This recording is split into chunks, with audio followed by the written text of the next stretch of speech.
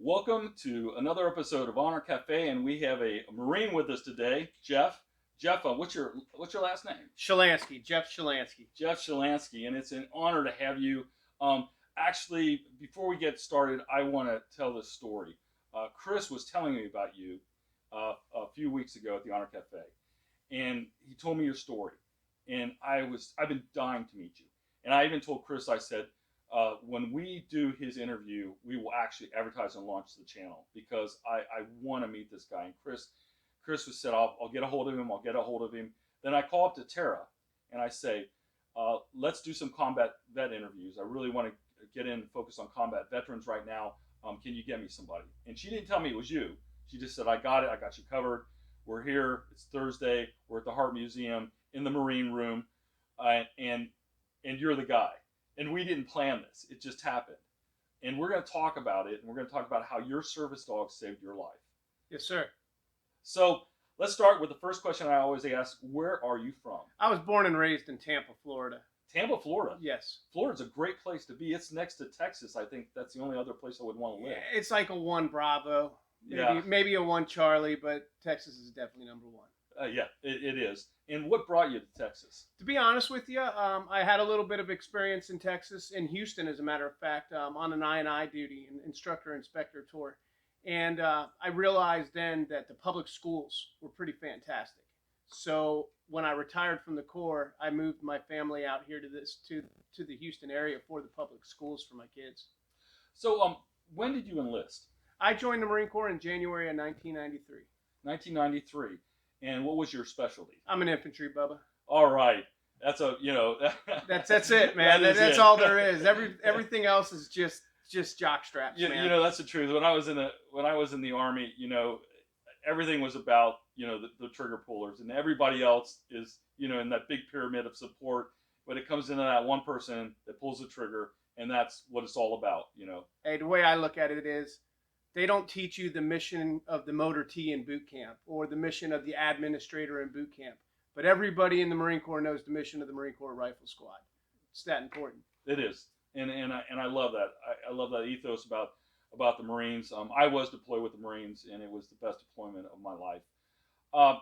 So you entered the Marine Corps. You were in the infantry, and of course, you deployed. It was yes, during wartime. What was your first deployment? My first deployment for after post 9/11 was actually to Iraq, and then Afghanistan, and then Iraq again, and then Africa for a little bit, and then Iraq and Afghanistan in one deployment, which was pretty dang cool.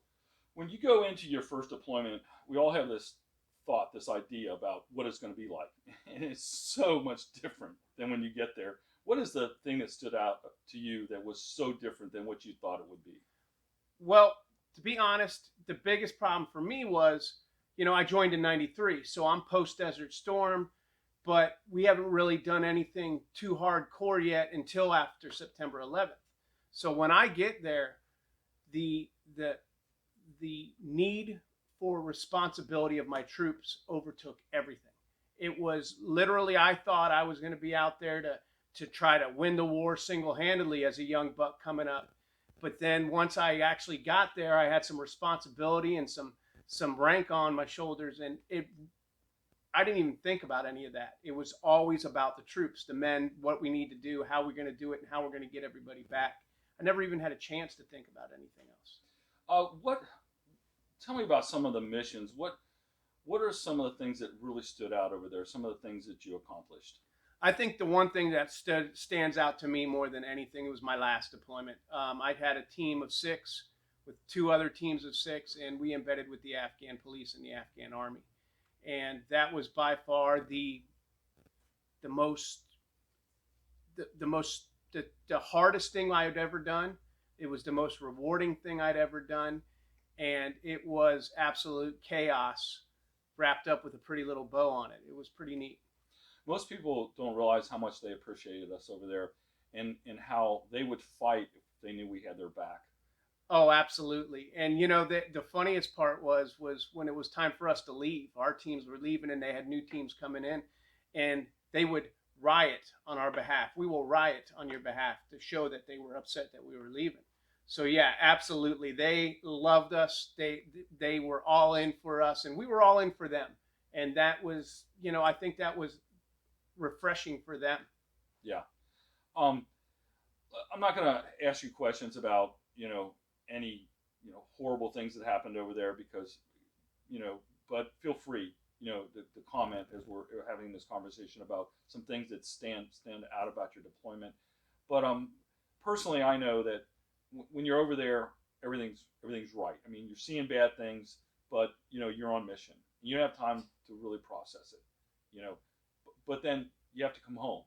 You have to re-engage. Um, let's talk about your re-engagement into society when you came back. How was that? Well, for me, it became pretty obvious that I had some issues before I retired. But I was up there in rank. I'd hit that magic little sweet spot where I was guaranteed to retire without a medical discharge. But it was pretty obvious that I had some issues. So much so that I ended up getting my service dog about a year before I retired. But after I got out, the atrocities that I saw from mostly from what I saw to little children really affected exactly my at home life. I got to the point where I couldn't sleep, and it wasn't what many times it was what I saw, but many more times it was just convoluted idea of I was in combat, but my kids were with me, and there was these atrocities that I was trying to keep them from having, and it ate my lunch. It became the nightmares became so much that I I couldn't sleep. And when I did was awake after the fact, sometimes I'd still be seeing some of the stuff that I dreamed about. It was insane.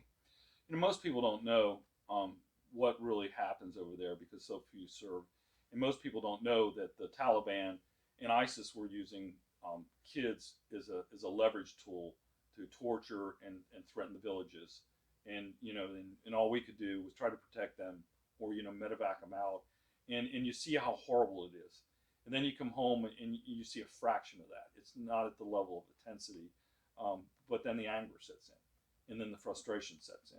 So how do you work through that? For me, how did I work through it and how I work through it now are two totally different things. I used to work through it with drugs and alcohol.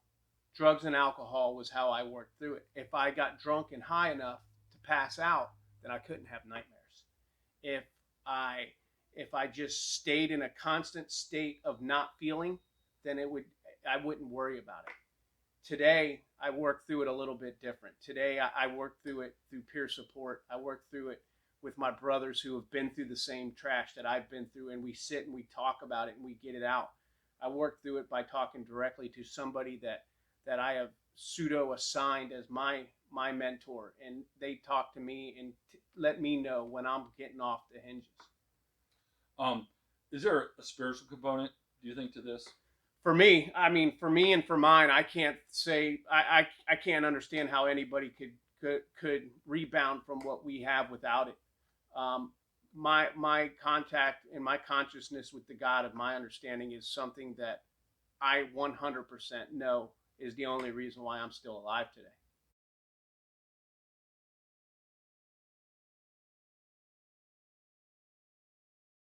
Um, you mentioned you have a service dog, and I I'm getting envious.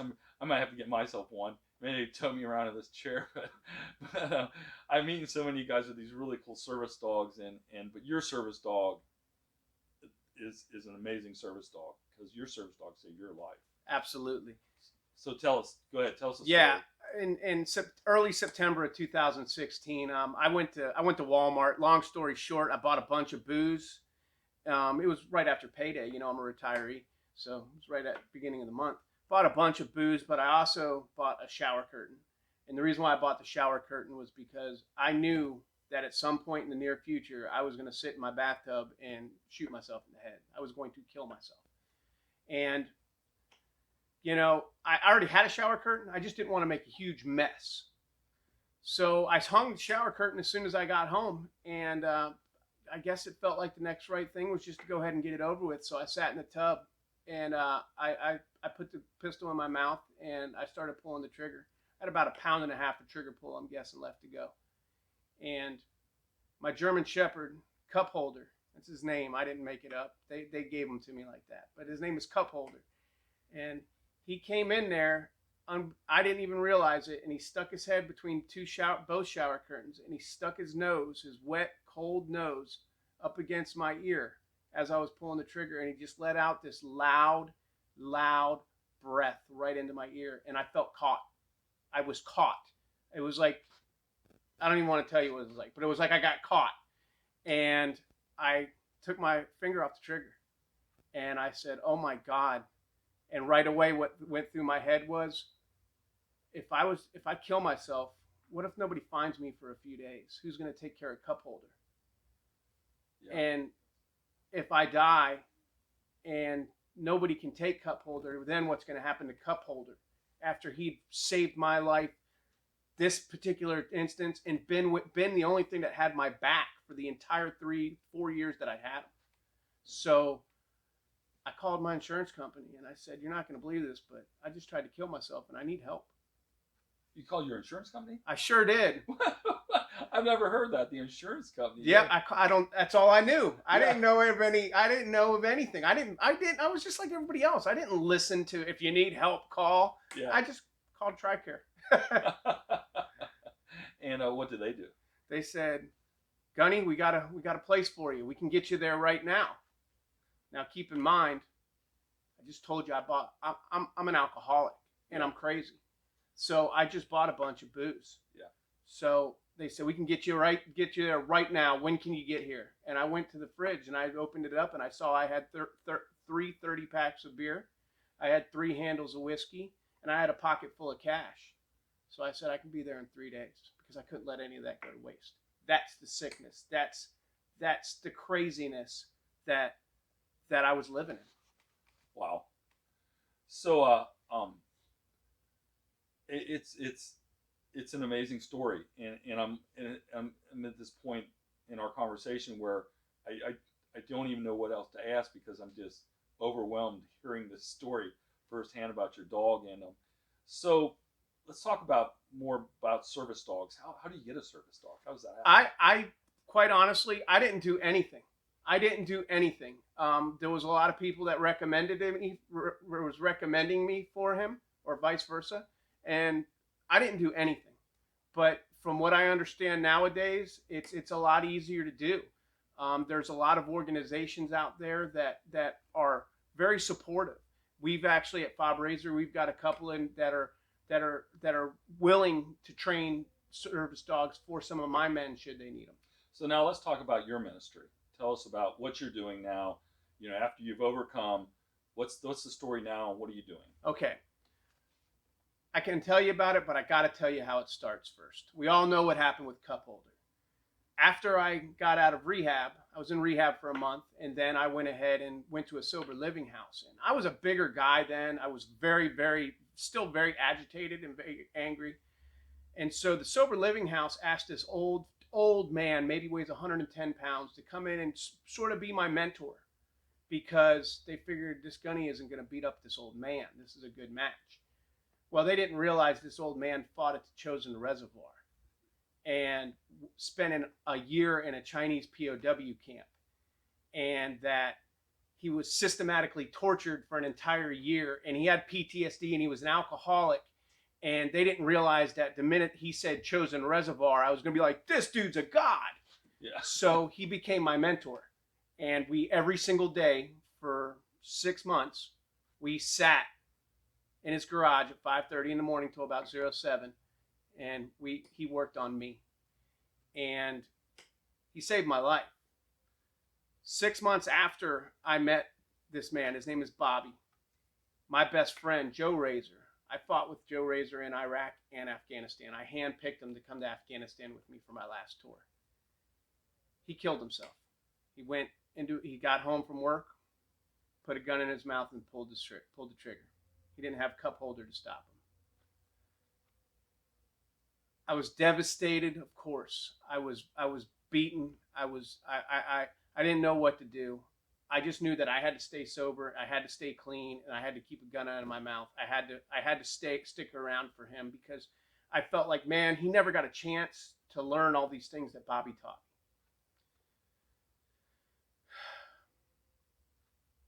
A couple years later, my wife said to me, my then girlfriend, now wife, said to me, you know, you've got things going on now. What do you need to do? I can tell you still need, there's something you need to do. And I said, man, I need to find a way to help other veterans the way Bobby helped me. And she said, let's do it. And so we came up with the first thing. She said, what do you want to name it? And I said, FOB, Forward Operating Base Razor. Somewhere where the men can come in, get behind friendly lines, refit, reboot, and get back out into the fight that is the civilian world. And we're going to name it Razor after my buddy, my best friend that I lost. And since then, we've had the door open for 2 years.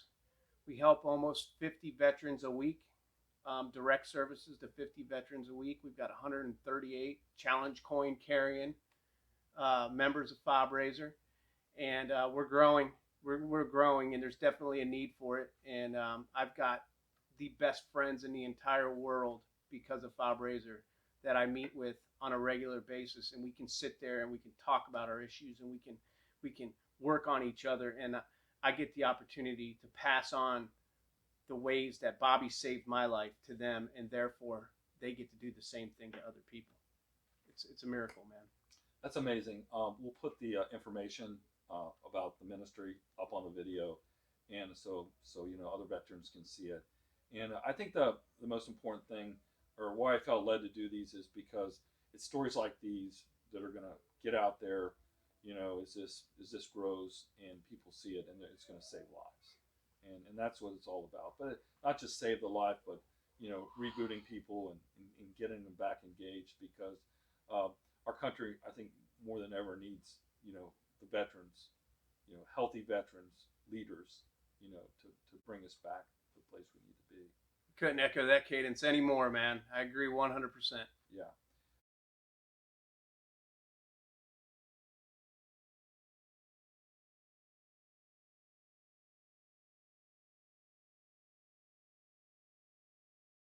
Well, sir, it's Gunny. Gunny, it's been an honor. Yes, sir, it has. It's been an honor having you on the channel, the Honor Cafe channel, and I'm excited about what we're doing. I'm excited about these stories because, like I said, these stories are going to save lives. People need to hear, how you've overcome and all the things that they have available to them. And I really appreciate what you're doing, and I really appreciate helping you and working together as we move forward to help veterans in crisis. Hoorah, thank you. I appreciate your time, sir. Hoorah! Hoorah! All right. Thank you for tuning in to another episode of Honor Cafe Hall of Heroes.